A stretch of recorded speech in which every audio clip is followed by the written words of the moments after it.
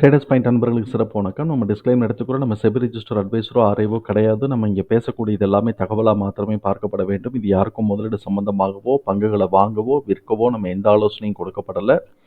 எல்லா தொழிலையும் ரிஸ்க் இருக்கும். ரிஸ்க்கை புரிஞ்சுட்டு எச்சரிக்கையோட தொழில் செய்யும்போது எல்லாமே நல்லா இருக்கும். நம்மளை ஆதரிக்கிற அனைத்து நல்ல உள்ளங்களுக்கும் நன்றி. வளமுடன் வாழ்க. நண்பர்களே, நம்மளுடைய வீடியோ உங்களுக்கு பிடிச்சிருந்துச்சுன்னா தயவு செஞ்சு லைக் பண்ணுங்க. நண்பர்களுக்கு பயனுள்ளதாக இருக்கும்னு நினைச்சோம்னாக்க ஷேர் பண்ணுங்க. சப்ஸ்கிரைப் பண்ணலைன்னா சப்ஸ்கிரைப் பண்ணணும். நண்பர்களே, நம்மளுடைய சப்ஸ்கிரைபர் வந்து மேப் மை இந்தியா பற்றி பேசணும் அப்படின்னு சொல்லிட்டு கமெண்ட் பண்ணியிருந்தாரு. அதனால நம்ம இப்போ அதை எடுக்கிறோம். இவங்க கம்பெனி நேம் வந்து CE info system. NSC simple வந்து மேப் மை இந்தியா. சரி, இப்போ இந்த கம்பெனி வந்து நானும் இப்போ தான் ஃபஸ்ட் டைம் பார்க்குறேன். அதனால நம்ம வந்து இந்த கம்பெனியை பற்றி புரிஞ்சுக்கிறதுக்கு முதல்ல முயற்சி எடுப்போம். இந்த கம்பெனியோட பிஸ்னஸ் மாடல் என்ன அப்படின்னு சொன்னாக்க, இந்தியாவுக்கு வந்து டிஜிட்டல் மேப் கொடுக்கறது தான் இவங்களுடைய ஃபஸ்ட்டு இது. சரி, இப்போ இந்த டிஜிட்டல் மேப்பை மாத்திரம் வச்சுட்டு எங்கெங்கெல்லாம் இவங்க எக்ஸ்பேண்ட் பண்ணுறாங்க மார்க்கெட்டை அப்படிங்கிறத நம்ம வந்து எடுக்கிறோம். இப்போ வந்து இவங்க logistic service, transportations, urban planning எல்லாத்துலேயும் இவங்க கொடுக்குறாங்க. இது போக இவங்க சப்சிக்வெண்ட்டாக இவங்க வந்து ரிசர்ச் சர்வே கூட இவங்க பண்ணுறாங்க. சரி, இப்போ இது யாருக்கெல்லாம் உள்ளே வருது அப்படிங்கிறதுக்காக நம்ம ஒவ்வொன்றுத்துக்கும் தனித்தனி அப்ளிகேஷன் போட்டாங்க. டிஜிட்டல் மேப்பு, ஜிஐஎஸ், லொக்கேஷன் பேஸ்டுன்னு இந்த இதுக்கு எல்லாத்துக்கும் தனித்தனியாக இவங்க வந்து ப்ராடக்ட் வச்சுருக்கிறாங்க. அந்த ப்ராடக்ட் ஒவ்வொன்றா உள்ள தூக்கி பார்க்குறோம். இப்போ இது வந்து பார்த்தோம் அப்படின்னு சொன்னால், இது வந்து இந்த டிஜிட்டலுக்கு இதுக்கு ஒன்றுத்துக்கு வருதுங்களா? இப்போ இதில் இருக்கக்கூடிய கிளைண்ட்ஸ் என்ன காரணம் அப்படின்னு சொன்னால், ஏன் நம்ம இந்த மாதிரி கிளைண்ட்டு யாரெல்லாம் இருக்கிறாங்க, அவங்களுக்கு என்ன தேவைப்படும், இது சஸ்டைனபிள் பிஸ்னஸாங்கலாம் அசஸ் பண்ணாமல் நம்ம வந்து அந்த கம்பெனியில் என்ட்ரு ஆகிட்டோம் அப்படின்னு சொன்னோம்னாக்க கொஞ்சம் சிரமம் தான். எப்போதுமே வந்து இது வந்து ஸ்டார்ட் அப்லேருந்து வந்தது தான். ஸ்டார்ட் அப்லேருந்து பிக்கப் ஆகி வந்துட்டுருக்கு அப்படிங்கிறது தான். ஸோ இப்போ அந்த இதில் வந்து பார்த்தோம்னா, இந்த மேப்பல்ஸ் வந்து பார்த்தோம் அப்படின்னு சொன்னோம்னாக்க, இந்த மாதிரி அமேசான், ஃபேஸ்புக், மெக்டொனால்ட்ஸ், ஏர்டெல், இப்போ ஹெச்டிஎஃப்சி பேங்க், பேடிஎம். ஏன்டா இந்த பேடிஎம், ஹெச்டிஎஃப்சி பேங்க்லாம் வாங்குறாங்கன்னு பார்த்தோம்னாக்க, இவங்க வந்து இப்போ லோன் அப்ளிகேஷன், கஸ்டமர் அப்ளிகேஷன் வந்துச்சுனாக்க, இவங்க பணம் கட்டி சப்ஸ்கிரைப் பண்ணி வச்சுருந்தாங்க அப்படின்னு சொன்னாக்க, நம்ம கொடுக்கக்கூடிய டேட்டாவையும் இவங்க வந்து மேப்லேயே பார்த்து கன்ஃபார்ம் பண்ணுறதுக்கு வாய்ப்பு இருக்குங்கிறது நம்மளுடைய புரிதல். அதே மாதிரி லொக்கேஷன், நம்ம எல்லா ஆப்பும் வந்து லொக்கேஷன் கேட்குது இல்லைங்களா? நம்ம லொக்கேஷனை ஸ்கேன் பண்ணுறோமா, ரீட் பண்ணுறோம், ஃபாலோ பண்ணுறோம் அப்படிங்கிறதுக்கெலாம் வந்து இப்போ இந்த ஏபிகே, இந்த இவங்களுடைய ஆப் வந்து கனெக்ட் ஆகிருக்கு அப்படிங்கிறது இது வருது. அப்போ வந்து இந்த பிஸ்னஸ் வந்து சஸ்டைனபிலிட்டி இருக்குது அப்படிங்கிறத நம்மளால் புரிஞ்சுக்க முடியுது. அதுக்கு அடுத்தது வந்து பார்த்தோம் அப்படின்னு சொன்னாக்க, இவங்க வந்து ஆட்டோமொபைல் செக்டாரோட எல்லாத்தோடையுமே கனெக்ட் பண்ணியிருக்கிறாங்க. இவங்களுடைய கிளைண்ட்ஸ்லாம் பாருங்கள், எம்ஜி மஹேந்திரான்னு எல்லாருமே இருக்கிறாங்க. எல்லாருக்கும் என்னென்னலாம் தேவைப்படுது அப்படின்னு சொன்னாக்க, இப்போ நமக்கு வந்து காருக்குள்ளே அந்த டிஸ்பிளே வச்சு மேப் கொடுக்குறாங்க இல்லைங்களா? அந்த மேப்பை வந்து இவங்களோட கனெக்ட் பண்ணியிருக்கிறதுக்கு வாய்ப்புகள் இருக்குது அப்படிங்கிறத நம்மளால் பார்த்துக்க முடியும். அதே மாதிரி இவங்கள்ட்ட இன்னொரு ஆப்பும் இருக்குது. இந்த வெஹிக்கிளை நீங்கள் வந்து ஃபாலோ பண்ணிக்கிட்டே வரக்கூடியது. என்ன ஃபாலோ பண்ண போகிறாங்க அப்படின்னு சொன்னாக்க, இப்போ இந்த இவங்க கார் கம்பெனிஸ்லாம் சர்வீஸ் பண்ணுறாங்க இல்லைங்களா? அப்போ பிரேக் டவுன் ஆயிடுச்சு. நம்ம எந்த இடத்துல இருக்கோம்னு நமக்கு தெரியல. நம்மளால இது சொல்ல முடியல அப்படின்னு சொன்னா, நம்ம கார வந்து இவங்க இந்த மேப்போட கனெக்ட் பண்ணிட்டு, ஓ இந்த இடத்துல தான் இருக்கிறாங்களான்னா, நியர்பை மொபைல் சர்வீசஸ் யார் இருக்கிறாங்களோ அவங்கள கொண்டு வர முடியுது. இதுக்கப்புறம் இவங்க அடுத்ததுக்கும் ஒர்க் பண்ணிட்டு இருக்கிறாங்க. நீங்க அங்க இருந்துகிட்டே காரோட ப்ராப்ளத்த என்னன்னு கண்டுபிடிக்கிறதுக்கு அப்படிங்கிறது ஃபியூச்சர்ல எக்ஸ்பான்ஷன் ப்ராஜெக்ட்ல இது ஓடிக்கிட்டு இருக்கு. அத எப்படி முடிக்கிறாங்கங்கிறது நமக்கு தெரியல. அங்கேருந்தே அந்த ஒர்க் ஷாப்ல நம்ம கம்ப்ளைண்ட் பண்ண உடனே அங்கேயே இதுதான் சார் ப்ராப்ளம்னு சொல்லிட்டு அந்த மொபைல் கிட்டெல்லாம் எடுத்துட்டு, சர்வீசிங் கிட்டெல்லாம் எடுத்துட்டு வந்துட்டு சர்வீஸ் பண்றது மாரி ஏற்பாடு பண்றதுக்காக ஒரு ப்ராஜெக்ட் போகுதுங்கிறத என்னால புரிஞ்சுக்க முடியுது. அதுக்கப்புறம் நம்ம மாரி கன்சியூமர்ஸுக்கு வந்து நம்ம மாரி மக்களுக்கெல்லாம் பைக்ல போறோம், கார்ல போறோம், மொபைல்ல வேணும் அப்படின்னு சொன்னோம்னாக்க, இதெல்லாம் நம்ம வந்து நமக்குமே இருக்கு. ஆனா எல்லாமே பெய்டு சர்வீஸு. கூகுள் மாரி எதுவும் ஃப்ரீ சர்வீஸ் கிடையாது. இப்ப இவங்க வந்து என்ன பண்றாங்கன்னா, லோ கோட் ஏபிஐ வேற டெவலப் பண்றதுக்கு யாருக்கு? டெவலப்பர்ஸுக்காக இவங்க வந்து மேப் சம்மந்தப்பட்டது அந்த கம்பெனியிலேயே கோடு எழுதணும்னாலும் இவங்களோட ஏபிகே கோட வந்து ஏபிகே அந்த கோட மாத்திரம் இவங்க வந்து பர்ச்சேஸ் பண்ணிட்டு அதை கனெக்ட் பண்ணிக்க முடியும் அப்படிங்கிறதையும் இவங்க போட்டிருக்கிறாங்க. பட் இந்த இதில் டெக்னிக்கலாக எனக்கு ரொம்ப பெருசாக தெரியாது. இதுதான் நடக்குதுங்கிறத வேணால் நம்ம புரிஞ்சுக்கலாம். அது எப்படிங்கிறது தெரியாது. இப்போ இவங்க வந்து அடுத்த பார்த்தோம்னாக்க, நம்ம சொன்ன மாதிரி இந்த ஆட்டோமொபைல் செக்டார்ஸுக்கெலாம் டெலிவரிக்கு வந்து யூஸ் பண்ணுறாங்க. கஸ்டமர்ஸ்க்கெல்லாம் டெலிவரிக்கு யூஸ் பண்ணுறாங்க. இப்படியே வந்து எல்லாத்தையும் போட்டு வச்சிருக்கிறாங்க. சரி, இப்ப இது இருக்கு. ம் ம் அதுக்கப்புறம் இன்னும் பிசினஸ் எக்ஸ்பான்ஷன் இது ரொம்ப சுவையா இருக்கு. இப்ப நம்ம வந்து ஒரு கம்பெனில ஒர்க் பண்றோம்னா, நம்ம போய் அங்க போயிட்டு அட்டெண்டன்ஸ் கார்டு அடிக்க வேண்டியதில்ல, டிஜிட்டல் கார்டு அடிக்க வேண்டியதில்ல, தம்ப் இம்ப்ரஷன் வைக்க வேண்டியதில்ல, சைன் பண்ண வேண்டியதில்ல. நீங்க மொபைல் எடுத்துக்கிட்டு நேரா இங்க வந்தீங்கன்னா, நம்ம தான் எடுத்துட்டு வந்திருக்கிறோமான்னு ஒரு ஸ்கேன் அப் பண்ணி விட்டுட்டு, ஆட்டோமேட்டிக்கா நம்ம எங்க போறோம்னு ட்ராக் பண்ணிட்டு, ஆஃபீஸ்க்குள்ள வந்த உடனே ஆட்டோமேட்டிக்கா ஆட்டோ அட்டெண்டன்ஸஸ்லாம் வர்ற மாரிலாம் இவங்க பண்ணிட்டு இருக்கிறாங்க. அதே மாரி நம்மளுடைய இதிலிருந்து வெளியில போறாங்க அப்படின்னு சொன்னா, அவங்கள மானிட்டர் பண்றதுக்கும் நமக்கு வந்து இங்கேருந்து ஆப் குடுக்குறாங்க. அப்புறம் ஆட்டோ இதுலலாம் வந்து எவ்வளோ டிஸ்டன்ஸ் இருக்கு, டிஸ்டன்ஸ் கால்குலேஷன் பண்றதுக்கு, இந்த மாரி எல்லா இடத்துக்கும் நம்ம மொபைல வச்சுக்கிட்டு வெரிஃபை பண்ணலாம். நம்ம கிளையண்ட் இப்ப இன்னைக்கு இந்த Zomato இவங்கலாம் இருக்கிறாங்க. அந்த ஃபோன் நம்பர் இருக்கு. டெலிவரி குடுக்குறாங்க. அங்க வந்துட்டு எனக்கு லொகேஷன் தெரியல. நீங்க கொஞ்சம் எங்க இருக்கிறீங்க? கொஞ்சம் கிளியரா சொல்லுங்க, கிளியரா சொல்லுங்கன்னு சொல்லிட்டு இருக்கிறேன். அதுக்கு பதிலா கரெக்ட்டா லொகேஷன் இங்க தான் இருக்கு. நான் இங்க தான் போறேன் அப்படிங்கிற மாரிலாம் இவங்க வந்து அ ஆப் ரெடி பண்ணி வைக்கிறாங்க.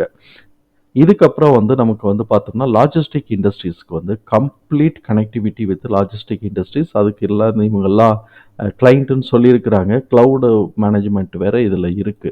இப்படியெல்லாம் வந்து இவங்க பண்ணிட்டு இருக்கிறாங்க. இது போக இன்னும் நெறைய இதில வந்து இவங்க பண்ணிட்டு இருக்காங்க. சர்வேலேருந்து எல்லாருமே எடுக்குறாங்க. நமக்கு எங்க ஏதாவது ப்ராப்ளம் இருக்கு அப்படின்னு சொன்னாக்க, இந்த டிஜிட்டல் இப்ப இவங்க கையில இருக்கக்கூடிய இந்த டிஜிட்டல வச்சுட்டு சொல்யூஷன்ஸ்க்கு ஏதாவது கைட் பண்ண முடியும் அப்படின்னு சொன்னோம்னாக்க, அதையும் பண்றாங்க. சரி, இது மாத்திரம் தானா அப்படின்னு சொன்னா, பிசினஸ் மாடல ஓரளவுக்கு புரிஞ்சுகிட்டேன். அதுக்கப்புறம் தான் நான் இங்க வரும்போது தான், எங்கெங்கெல்லாம் இவங்க வந்து பிடிச்சு வச்சிருக்கிறாங்க அப்படின்னு வரும்போது, இந்த கம்பெனிஸ் எல்லாம் போட்டிருக்கிறாங்க. கடைசியில இந்தியன் டிஃபென்ஸ் சிஸ்டத்துக்கு ஜிபிஎஸ் ப்ரொவைட் பண்றாங்க. இதுக்கு அடுத்தது வந்து நம்ம பார்த்தோம் அப்படின்னு சொன்னா, இவங்க பிசினஸ் மாடல பார்த்தோம்னாக்க, top top to down, bottom up. அதுக்கு மேலேருந்து கீழ, கீழேருந்து மேல.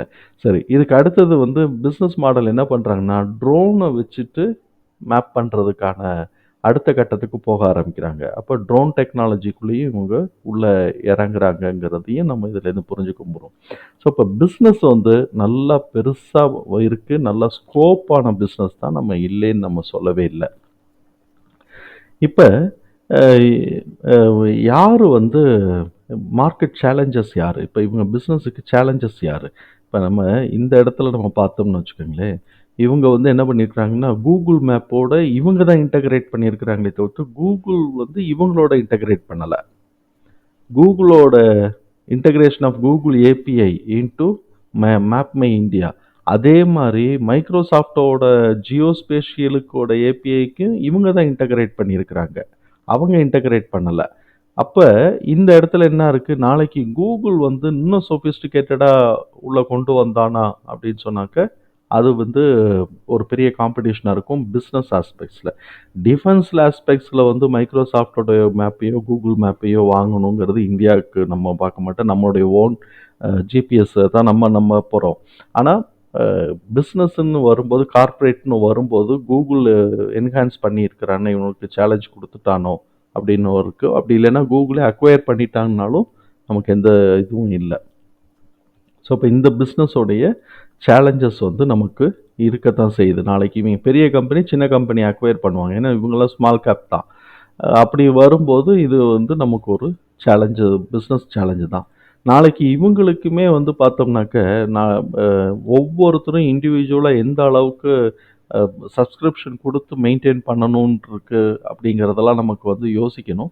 திடீர்னு வந்து வேற யாராவது வந்து உள்ள புகுந்தாங்க, இல்ல அவங்களே ஏதாவது நவுத்தி இது பண்ணிக்கிட்டாங்க, டெவலப் பண்ணிக்கிட்டாங்க அப்படின்னு சொன்னோம்னாக்க, அப்போ வந்து இவங்களுக்கு பிசினஸ் அடி வாங்குறதுக்கு பாசிபிலிட்டிஸ் இருக்கு. பட் பிசினஸ் வந்து இப்போ ஸ்ட்ராங்கா இருக்கு. ட்ரோன்லாம் உள்ள அ அந்த டெக்னாலஜிக்கும் உள்ள போறாங்க அப்படிங்கிறது எல்லாமே நம்மளால புரிஞ்சுக்க முடியுது. ஆனாலும் எனக்கு என்னன்னாக்க, இந்த பிரைட்.காம்னு சொல்லிட்டு ஒரு கம்பெனி இருந்தது. அவங்க தான் டிஜிட்டல் மார்க்கெட்டிங்க்காக போயிட்டுருந்தாங்க. கம்பெனியோட ப்ரொஃபைல படிக்கும்போது எல்லாம் இந்த மாரி தான் பெரிய பெரிய கிளையண்ட் எல்லாம் போட்டு வச்சிருந்தாங்க. ஆனா சப்சிக்வென்ட்டா எனக்கு வந்து பார்த்தோம்னா, ஒரு ஸ்டேஜ்ல வந்து இதுல என்னையா அது இது எனக்கு என்னமோ அது சரியா படல அப்படின்னு சொல்லி நான் ஃபீல் பண்ணிட்டு, அத பத்தி என்ட்ட பேச வரும்போது கூட, அது கொஞ்சம் ரிஸ்க் தான் அப்படின்னு நான் சொல்லியிருந்தேன். ஸோ, இப்ப அந்த மாதிரியான ரிஸ்க் இதுல இருக்கா? இல்லையான்னு நமக்கு தெரியல. ஆனால் நம்மளுடைய பேசிக் பிரின்சிபல் என்ன அப்படின்னு சொன்னாக்க, கீழே வாங்கி போட்டுறணும் ஸ்டாக்ஸை.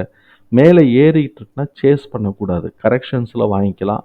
அட்ஜஸ்ட் ஆகணும். இபிஎஸ்ஸு, புக் வேல்யூலாம் அட்ஜஸ்ட் ஆகிட்டு அது மேலே போகும்போது வாங்கிக்கணும். இந்த சைக்கிளே நம்ம மிஸ் பண்ணிட்டோம்னா, இந்த ஒரு கம்பெனி மிஸ் பண்ணிட்டோம் பரவாயில்ல அப்படிங்கிற லெவலுக்கு தான் நம்ம போகணும். ஸோ இப்போ அட்ஜஸ்ட் ஆகணுங்கிறது தான் நம்மளுடைய முக்கியமான இதாக வச்சுட்டு போவோம். அதனால நமக்கு வந்து இப்போ நான் இது இப்போ தான் நான் இதை ஃபஸ்ட் டைம் நான் பார்க்கறதுனால இதை நான் என்ட்ரியெல்லாம் எடுக்கவே இல்லை. அப்போ நான் என்ன பண்ணுவேன் அப்படின்னு சொன்னேன்னாக்கா, இதை அடுத்து சேசிங் பண்ண மாட்டேன். என்ட்ரி எடுக்கிறதுக்காக வெயிட்டிங்கில் இருப்பேன்.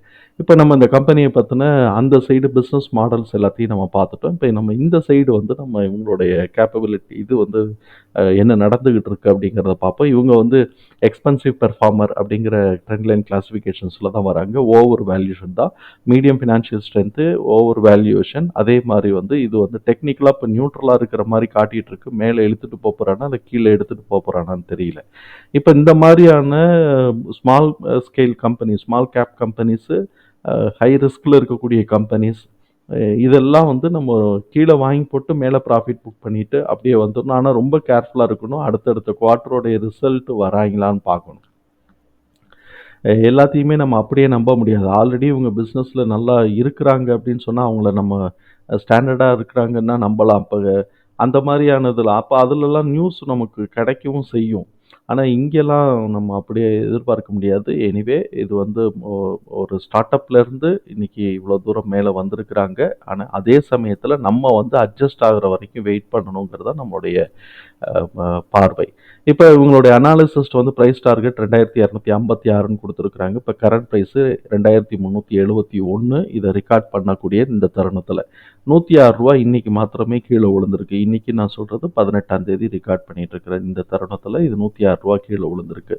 ஃபண்டமெண்டல் கீ மெட்ரிக்ஸை பார்த்தோம்னா நல்லா ஸ்ட்ராங்கான சால்வன்சி பொசிஷனை வச்சுருக்கிறாங்க. அதில் எந்த மாற்றமும் இல்லை. ரிட்டர்னும் 20%க்கு மேலே எடுக்கிறாங்க. அதுவும் நல்லாயிருக்கு. கடன் இல்லாத கம்பெனி. அப்போ சால்வன்சி பொசிஷன், கடன் இல்லாத கம்பெனி, ரிட்டர்னும் நல்லா இருக்குது. இது உடனே இப்போ கீழே விழுகுமா அப்படிங்கிறதுக்கான கொஸ்டின் நம்ம போட்டோம்னாக்க, இப்போதைக்கு அந்த மாதிரியான எந்த ஸ்கோப்பும் இல்லை. நல்லா இருக்குது அப்படிங்கிறது தான் நம்மளுடைய புரிதலாக இருக்குது. அதே சமயத்தில் பிஇ வந்து பார்த்தோம்னாக்க 94 இருக்குது. பிபி வந்து கிட்டத்தட்ட 19 தாண்டிட்டான். அதனால் 20. இது வந்து நம்மளை பொறுத்த வரைக்கும் ஓவர் வேல்யூ. சரி, இப்போ இது அடுத்த லெவலில் இதை புரிஞ்சுக்குவோம். இப்போ இவனை மாதிரி சர்வீஸ் கொடுக்குறவன் யார் அப்படின்னு நேற்று உட்காந்து தேடிக்கிட்டு இருந்தேன். அதெல்லாம் டாடா எல்சி, இவங்க வந்து அந்த ப்ரெசிஸ்டன்ஸ், இவங்கெல்லாம் நம்ம பார்க்கணும். ப்ரெசிஸ்டன்ஸ்லாம் நான் உள்ளே போய் பார்க்கல. அவங்க டாடா எல்சியை மாத்திரம் எடுத்து பார்த்தேன். அவங்க இதில் இருக்கக்கூடிய ஒரு சில சர்வீசஸ் கொடுக்குறாங்க. டிசைன் அண்ட் டெவலப்மெண்ட் அப்படிங்கிற சர்வீசஸ் அவங்க கொடுக்குறாங்க. ப்ரெசிஸ்டன்ஸ் சிஸ்டம்ஸும் அது மாதிரி டிசைன் டெவலப்மெண்ட் கொடுக்குறாங்க.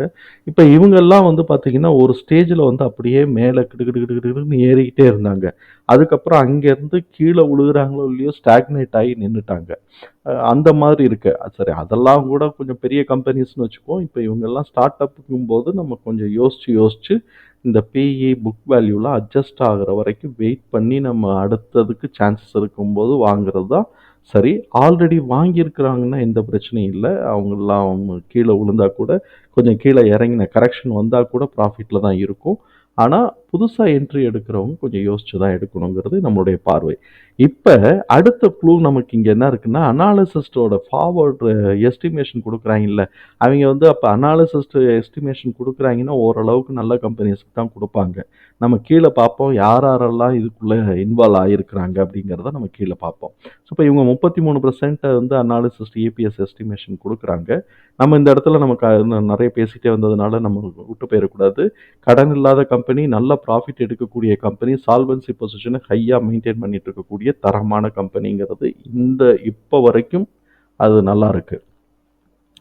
இப்போ 1 இயர் ஃபார்வர்டு இபிஎஸோடைய ஃபோர்காஸ்டர்ஸ் எஸ்டிமேஷன் 33.6 ப்ளஸ் வந்து சர்ப்ரைஸ் வந்து பாசிட்டிவாக எதிர்பார்க்குறாங்க 2.8. லோ வாலட்டாலிட்டி இருக்கக்கூடிய கம்பெனி தான். லாஸ்ட் இயர் மாத்திரம் நிஃப்டி 50யோட ரிலேட்டிவ் ரிட்டர்ன் 32.7 எடுத்திருக்கிறாங்க. இப்போ இதோட கரண்ட் புக் வேல்யூ 122 இருக்குது.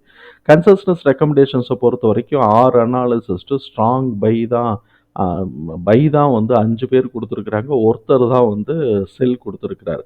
இவங்களுடைய கேஷ் ஃப்ளோ அனாலிசிஸை பொறுத்த வரைக்கும் net cash flow year on year 100% கீழே விழுந்திருக்கு, நெகட்டிவாக போயிருக்கு. அதே மாதிரி ரெவென்யூவும் வந்து இன்கம் ஃப்ரம் ஆப்ரேஷன் வந்து 16% கீழே விழுந்திருக்கு. நெட் கேஷ் ஃப்ளோவுமே வந்து மைனஸில் போயிருச்சு. அதனால ரொம்ப ரொம்ப கேர்ஃபுல்லாக இருக்கணும். சரி, இந்த மைனஸுக்கான காரணம் என்ன அப்படின்னு சொன்னாக்க, ஃபினான்சிங் அப்படிங்கிறதுல ஒரு காரணம் இருக்குது, இன்வெஸ்டிங்லேயும் காரணம் இருக்குது. இப்போ இந்த ஃபினான்சிங்னா என்னங்கிறத நம்ம இந்த சைட்டில் இருக்கக்கூடிய பேலன்ஸ் ஷீட்டை வச்சு பார்க்க முடியாது. அவங்களுடைய ஒரிஜினல் பேலன்ஸ் ஷீட்டில் வச்சு தான் நம்ம பார்க்க முடியும். அதை பார்த்தோம்னாக்கா அடுத்தடுத்த குவார்ட்டருக்கு தேவைப்படும் போது அப்டேட் பண்ணும்போது அதை பற்றி ஏதாவது பேசணும்னா நம்ம பேசிக்கலாம். ஆனுவல் ரிசல்ட்டை பொறுத்த வரைக்கும் நெட் ப்ராஃபிட் 24% இன்க்ரீஸ் ஆகிருக்கு. ஆனுவல் ரெவென்யூ வந்து 32% இன்க்ரீஸ் ஆகிருக்கு. இப்போ உங்களுடைய quarterly result year on year, அதாவது மார்ச் டு மார்ச் நம்ம கம்பேர் பண்ணும்போது 35% இன்க்ரீஸ் ஆகிருக்கு நெட் ப்ராஃபிட்டு. ரெவென்யூ 42% இன்க்ரீஸ் ஆகிருக்கு. குவார்ட்டர் டு குவார்ட்டரும் வந்து பார்த்தோம்னாக்க இவங்க கிட்டத்தட்ட ஒரு 15 கோடி ரூபாய் இன்க்ரீஸ் ஆகிருக்கு. 100 கோடி ரூபா தான் வருது. இப்போ ஆனுவலைஸ்டாக நம்ம பார்க்கும்போது எவ்வளோ கோடி ரூபாய் இவங்களுக்கு பிஸ்னஸ் வருது? 400 கோடி 500 கோடி தான் வருது. இதெல்லாம் கொஞ்சம் நம்ம ரிஸ்க்கை வந்து பார்த்து தான் எடுக்கணும். 400 கோடி ரூபா பிஸ்னஸ் பண்ணக்கூடியவங்களுக்கு 2000 ரூபாய்க்கும் 3000 ரூபாய்க்கும் நம்ம வந்து ஸ்டாக் வேல்யூ கொடுக்க முடியுமா அப்படிங்கிறத நம்ம தான் வந்து யோசிக்கணும். சப்சிக்வெண்ட்டாக இன்க்ரீஸ் ஆகட்டும், நம்ம வேண்டாம்னு சொல்லலை. இன்க்ரீஸ் ஆகும்போது நம்ம பார்த்துக்கலாங்கிறது தான். ஸோ இப்போ இவன் வந்து பிஸ்னஸ் வந்து பார்த்தோம்னாக்கா இவன் Q to Qவில் வந்து கொஞ்சம் இன்க்ரீஸ் ஆகிருக்கிறான், 15 கோடி ரூபா. நெட் ப்ராஃபிட் அதே மாதிரி 7 கோடி ரூபா இன்க்ரீஸ் ஆகிருக்கிறான். இபிஎஸ் 7ன்னு வந்திருக்கு. இப்போ இது வந்து ஓரளவுக்கு வளர்ச்சி அடைஞ்சிக்கிட்டு இருக்கு. ஆனால் புக் வேல்யூவும் கம்மியாக இருக்குது அப்படிங்கிறது தான் நம்மளுடைய புரிதல். இப்போ இவங்களுடைய ஷேர் ஹோல்டிங் பேட்டர்னை பார்ப்போம். ஷேர் ஹோல்டிங் பேட்டர்னை பொறுத்த வரைக்கும் ப்ரொமோட்டர்ஸில் வந்து 51% அப்படியே வச்சுருக்குறாங்க. நாளைக்கு கம்பெனியை வந்து இவங்களே கவர்மெண்ட்டே இவங்க கம்பெனி வந்து இந்த ஏதாவது ப்ராப்ளம்னு வந்தால் கூட இந்த மாதிரி அளவுக்கு ப்ராடக்ட் இருக்குது, கவர்மெண்ட்டே அண்டர்டேக் பண்ணிக்கிறேன்னு சொன்னாலும் ஆச்சரியப்படுறதுக்கு இல்லை. ஒரு இதை போட்டு அதுவும் நல்லது தான். இல்லை, பெரிய கம்பெனிஸு, டாட்டா மாதிரியான பெரிய கம்பெனிஸு இதை வந்து டேக் ஓவர் பண்ணிக்கிட்டு நாளைக்கு அவங்க வந்து பெரிய லெவலில் சர்வீஸை கொடுத்தாலும் ஆச்சரியப்படுறதுக்கு இல்லை. அதனால் ஏன்னா இது நல்லா இருக்குது, பிஸ்னஸ் நல்லா இருக்குது. நாளைக்கு அது மாதிரிலாம் பண்ணினாங்க, அந்த மாதிரிக்கான வாய்ப்பு இருந்துச்சுனாக்க இன்வெஸ்டர்ஸுக்கு ஹாப்பி தான் வச்சுக்குவோம். ஆனால் இப்போ அந்த நிலை இல்லை. நாளைக்கு வருமா வராதான்னு யோசிக்க முடியாது. சரி, இப்போ இவங்க வந்து எஃப்ஐஎஸ் வந்து என்ன பண்ணி வச்சுருக்கிறாங்க, கிட்டத்தட்ட வந்து 0.3% இறக்கி வச்சுருக்கிறாங்க. டிஏஎஸ் வந்து அதுலேருந்து ஒரு 1%, 1.2% ஏற்றி வச்சுருக்கிறாங்க மார்ச் டு ஜூனுக்கான குவார்ட்டர் ரேஞ்சில். இப்போ இவங்களுடைய இந்த தகவல்களை தூக்கி நம்ம உள்ள தூக்கி போட்டோம். அதுக்கு முன்னாடி இவங்க வந்து ப்ரொமோட்டர்ஸ்லாம் எஃப்ஐஎஸ் யாரெல்லாம் லிஸ்ட் இருக்காருனாக்கு லிஸ்ட் இருக்குது. இப்போ இவங்க யாரெல்லாம் எஃப்ஐஎஸ் வந்து உள்ளே வந்திருக்கிறாங்கன்னு பார்ப்போம். டிஏஎஸ் தான் இருக்கிறாங்க, எஃப்ஐஎஸ் உள்ளே இல்லை. ஆனால் எஃப்ஐஎஸ் காட்டுறது யார் எஃப்ஐஏன்னு தெரியல. இப்போ டிஏஎஸ் வந்து டாடா மியூச்சுவல் ஃபண்ட்ஸ் வந்து 2% போட்டிருக்கிறாங்க. நம்ம யோசித்த மாதிரி டாட்டாவை பற்றி இப்போ தான் பேசினோம், டாட்டாவே போட்டு வச்சுருக்கிறாங்க. ஃப்ராங்க்லின் இந்தியா, ஸோ இப்போ அவங்களும் வந்து 1.3% போட்டிருக்கிறாங்க. ஸோ இப்போ ரெண்டுமே ரெனோவ்டு டிஐ தான். அப்புறம் பப்ளிக் தான் இருக்குது, அப்புறம் ப்ரொமோட்டர்ஸ் தான் இருக்கிறாங்க. ஆனால் எஃப்ஐஎஸ் வந்து எப்படின்னு தெரியல, 6%ன்னு சொல்கிறாங்க. ஆனால் நமக்கு இங்கே அந்த டீட்டெயில் நமக்கு கிடைக்கல. ஸோ இப்போ 2 டிஏயாக இருந்தாலும் சூப்பர் நல்ல கம்பெனியாக தான் போட்டு வச்சுருக்கிறாங்க. ஆனால் அவங்களுக்கும் பிஸ்னஸ் தான், அதுக்காக டேக் ஓவர் பண்ணுறாங்கன்னு சொல்லலை. அவங்களுக்கு இது பிஸ்னஸ் தான். நாளைக்கு ஷேர் வேல்யூ இறங்க ஆரம்பிக்குதுனாக்கா டபக்குன்னு வெளியில் வந்துட்டு போகிறாங்க. எவ்வளோ ரூபா இருக்குங்கிறதையும் நம்ம பார்த்துப்போம். இதெல்லாம் நம்ம ஃபாலோ பண்ணிக்கிட்டே வரணும் இந்த மாதிரி ரிஸ்கியான கம்பெனிஸ்க்கு. ஸோ இப்போ இவங்க வந்து அடுத்தது நம்ம பார்த்தோம், இந்த பெரிய கம்பெனிஸ்லாம் வந்து டார்கெட்லாம் கொடுப்பாங்க பார்த்தீங்களா? அவங்க எப்படா டார்கெட் கொடுத்து நிப்பாட்டி வச்சுருக்கிறாங்க, யாரெல்லாம் டார்கெட் கொடுத்துருக்குறாங்கன்னா 2021 வந்து ஏஞ்சல் ப்ரோக்கிங் கொடுத்துருக்குறாங்க. நம்ம கொஞ்சம் இது அதுக்கப்புறம் வந்து மொனாரச் நெட்வொர்க் கேபிட்டல் அப்படிங்கிறவங்க மாத்திரம் தான் 2022 வரைக்கும் கொடுத்துருக்குறாங்க. 23, 24க்குலாம் யாருமே இதை பற்றியே பேசலை. அப்படின்னு சொன்னாக்க இது வந்து நமக்கு ஆர்வம் இருக்கிற மாதிரி எல்லாம் நல்லா சப்ஸ்கிரிப்டாக மேலே மூவ் ஆவான்னு சொன்னாக்க ஐசிஐசிஐ செக்யூரிட்டி இவங்கெல்லாம் உள்ளே வராமையாக இருப்பாங்க, இந்த மாதிரி அவங்களுக்கு ரெக்கமெண்ட் பண்ணாமையாக இருப்பாங்க, சஜஷன் கொடுக்காமையாக இருப்பாங்க. இதுவும் நம்ம கொஞ்சம் யோசிக்க வேண்டியது இருக்குது. அதனால டபக்குன்னு கீழே விழுந்துருச்சுன்னு வச்சுக்கோங்களேன், அது ரொம்ப இது. அதனால நிறைய ஷேர் இருந்துச்சுனாக்க யாரும் வச்சுருந்தோம்னா அதை கொஞ்சம் மினிமைஸ் பண்ணிக்கிட்டு போட்ட காசை முதல்ல செக்யூர் பண்ணி இன்ட்ரெஸ்ட்டோட செக்யூர் பண்ணி வச்சுக்கிட்டு அதுக்கப்புறமா நம்ம எந்த ட்ரையல் வேணாலும் எடுத்துக்கலாம். அப்ப இப்ப இருக்கக்கூடிய இந்த டார்கெட் இது எல்லாமே கன்செஷனல் ரெக்கமெண்டேஷன்ஸ்குள்ள தான் இருக்கு. அதனால இத கொஞ்சம் யோசிச்சு நம்ம ரொம்ப ரொம்ப கேர்ஃபுல்லா செக்யூர்டா பண்றது ரொம்ப ரொம்ப நல்லது. சரி, நம்மளோட பொறுத்தவரைக்கும் நமக்கு இங்க வந்து என்ன வருதுன்னா, ஃபேர் பிரைஸ் 261 வருது. இந்த 261 ஃபேர் பிரைஸுங்கிறது இந்த 4 குவார்ட்டருடைய ரிசல்ட்ட பேஸ் பண்ணி தான். இப்ப அடுத்த குவார்ட்டருடைய ரிசல்ட் இப்ப வந்து இந்த இன்னும் ஒரு 10 நாள்ல விட்டான்னு வச்சுக்கோங்களேன், இது எல்லாத்தையும் அழிச்சிட்டு நம்ம ஃபர்ஸ்ட் குவார்ட்டருடைய ரிசல்ட் மாத்திரம் தான் வைக்கும்போது, இது கீழ இன்னும் கொஞ்சம் கீழ தான் காட்டிக்கிட்டு இருக்கும். அப்ப அந்த குவார்ட்டர்ல இருந்து தான் டெவலப் ஆகும்.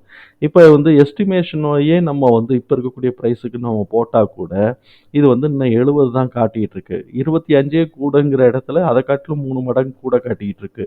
அதனால கீழ இது வந்து அட்ஜஸ்ட் ஆகணும். பியும் புக் வேல்யூவும் அட்ஜஸ்ட் ஆகுற வரைக்கும் புது என்ட்ரி நம்ம வந்து யோசிச்சு தான் எடுக்கணுங்கிறது நம்மளுடைய இது. ஸோ இப்போ இதில் என்ன ப்ரைஸ் தான் நம்ம எதிர்பார்க்கலாம் அப்படின்னு சொன்னாக்க 500லேருந்து 700 ப்ளஸ் வந்து நம்ம இந்த 34% இன்ட்டு 25ன்னு போட்டோம்னாக்க அது வந்து ஒரு 875 வருது. ஸோ 875 வரைக்கும் மேக்ஸிமம் நம்ம வந்து இப்போதைக்கு நம்ம எதிர்பார்க்கலாம். இது வந்து நம்மளுடைய ஃபேர் வேல்யூ காட்டிலும் 9 டைம்ஸ் வந்து ரேஷியோவில் ஓடிக்கிட்டு இருக்கு. 875 வரைக்கும் மேக்ஸிமம் நம்ம யோசிக்கலாம் அப்படிங்கிறது தான் நம்மளுடைய பார்வையாக இருக்குது. அதனால இந்த வேல்யூஸ் எல்லாத்தையும் தூக்கி நம்ம உள்ள தூக்கி போட்டிருக்கிறோம். இதுக்கு இடையில இந்த குவார்ட்டரோட ரிசல்ட் வரும்போது ஏபிஎஸ் புக் வேல்யூலாம் அட்ஜஸ்ட் ஆனாங்க அப்படின்னு சொன்னாக்க இந்த ப்ரைஸோட வேல்யூவுமே நமக்கு இன்க்ரீஸ் ஆகும். தகவல் நமக்கு பயனுள்ளதாக இருந்ததுன்னா சங்கருக்கு ரொம்ப சந்தோஷம். நம்மளை ஆதரிக்கிற அனைத்து நல்ல உள்ளங்களுக்கும் நன்றி. வளமுடன் வாழ்க. அது இதில் நான் திருப்பி சொல்ல வேண்டியது, புது என்ட்ரி கொஞ்சம் யோசிச்சுட்டு தான் எடுக்கணும். ஆல்ரெடி கீழே வாங்கியிருந்தாங்க அப்படின்னு சொன்னாக்க போட்ட காசை நம்ம வந்து எடுத்துக்கிட்டு பேலன்ஸை வச்சுட்டு அதுக்கப்புறமா இது அட்ஜஸ்ட் ஆகும்போது ரீஎன்ட்ரி நம்ம போய்க்கலாம். அந்த மாதிரி இருக்கணும். போட்ட காசு ஷேரை வச்சுக்கோங்க, ஒரு பார்ஷியல் ப்ராஃபிட்டாவது புக் பண்ணிக்கணும். போட்ட காசு இப்போ ஒரு 10,000 போட்டிருக்கிறோம், இன்னைக்கு 20,000 நிற்கிது அப்படின்னு சொன்னாக்க 10,000 ப்ளஸ் அதுக்கான வட்டி 13,000 14,000 எடுத்து வச்சுக்கலாம். ஒரு 5,000 வேணாலும் இருந்துட்டு போட்டோம். அது வந்து சில பேருக்கு அப்படி இருக்கும், சில பேர் மொத்தமாக முடிப்பாங்க. அது மாதிரிலாம் இருக்கும். அதனால நம்ம வந்து போட்ட காசு இதெல்லாம் பார்த்து எடுத்துக்குவோம். மிச்சது லாபத்தில் வேணால் நஷ்டமாக இருக்கட்டும். இது பிஇ இதெல்லாம் வந்து இபிஎஸ் அட்ஜஸ்ட் ஆகும்போது நம்ம ரீஎன்ட்ரி நம்ம கொடுக்குறோம் அப்படின்னு சொன்னாக்க நல்லா பயனுள்ளதாக இருக்கும்னு நம்ம நம்புகிறோம். தகவல் நமக்கு பயனுள்ளதாக இருந்ததுன்னா சங்கருக்கு ரொம்ப சந்தோஷம். நம்மளை ஆதரிக்கிற அனைத்து நல்ல உள்ளங்களுக்கு நன்றி. வளமுடன் வாழ்க.